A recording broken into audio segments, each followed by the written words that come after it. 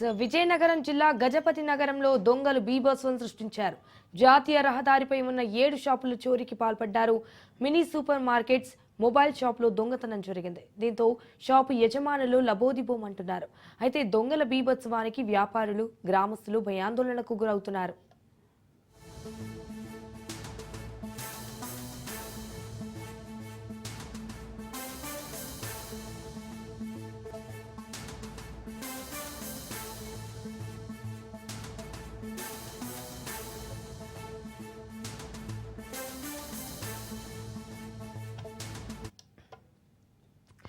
విజయనగరం జిల్లా గజపతి నగరంలో దొంగలు బీభత్సం సృష్టించారు. జాతీయ రహదారిపై ఉన్న 7 షాపుల్లో చోరీకి పాల్పడ్డారు.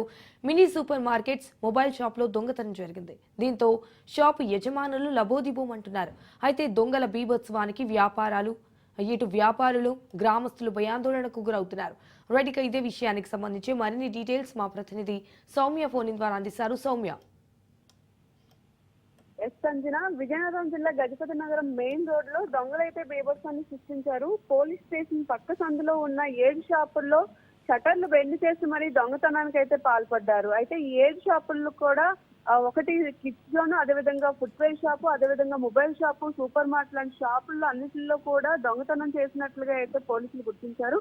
ఉదయం షాపు యజమానులు వచ్చి చూసేసరికల్లా షట్టర్స్ సంబంధించి కొంత బెండ్ అయి ఉండడం గమనించినటువంటి యజమానులు వెంటనే పక్కనే ఉన్నటువంటి స్థానిక పోలీస్ స్టేషన్ లో అయితే సమాచారం ఇచ్చారు.